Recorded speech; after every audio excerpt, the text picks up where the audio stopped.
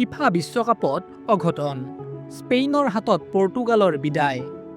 FIFA বিশ্বকাপৰ নক out পৰ্যায়ত পুনৰ এবাৰ চমক। শক্তিশালী পৰ্তুগালক 1-0 গলত পৰাস্ত কৰি কোৱাৰ্টাৰ ফাইনেলত প্ৰৱেশ কৰিছে ইউৰোপীয় চেম্পিয়ন স্পেইনে। শেষ মুহূৰ্তলৈ গ'ল শূন্য হৈ থকা মেচখনৰ 91 মিনিটত মিকেল মেৰিনোৰ গলেই স্পেইনক বিজয় নিশ্চিত কৰে। এই পৰাজয়ৰ লগে লগে পৰ্তুগালৰ ইমানতেই বিশ্বকাপ অভিযানৰ অন্ত পৰে। ক্ৰিষ্টিয়ানো ৰনাল্ডোৰ বাবে এই পৰাজয় বিশেষভাৱে বেদনাদায়ক, কিয়নো এইখনেই তেওঁৰ শেষ বিশ্বকাপ হ'ব বুলি বহুতেই ধাৰণা কৰিছে।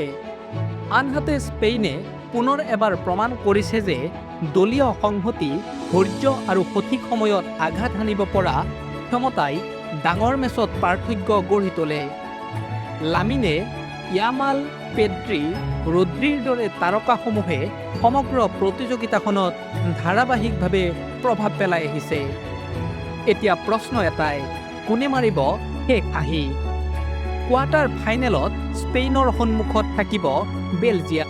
আনফালে ফ্ৰান্স, ইংলেণ্ড, নৰৱে, মৰক্কো আদি শক্তিশালী দলসমূহেও শিৰোপাৰ দৌৰত নিজৰ দাবী জোৰদাৰ কৰি ৰাখিছে। প্ৰতিযোগিতাত যিমানেই আগবাঢ়িছে সিমানেই কঠিন হৈ পৰিছে প্ৰতিখন মেচ।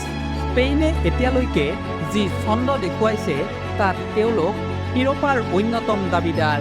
কিন্তু বিশ্বকাপৰ ইতিহাসে বাৰে বাৰে দেখুৱাইছে এটা ভুল, এটা মুহূৰ্ত অথবা এটা গ'লেই সলনি কৰিব পাৰে সমগ্ৰ কাহিনী। সেয়েহে এতিয়া সকলোৰে অপেক্ষা, বিশ্ব ফুটবলৰ মঞ্চত শেষ হাঁহিটো কোনে মাৰিব? News desk report, Tejas live.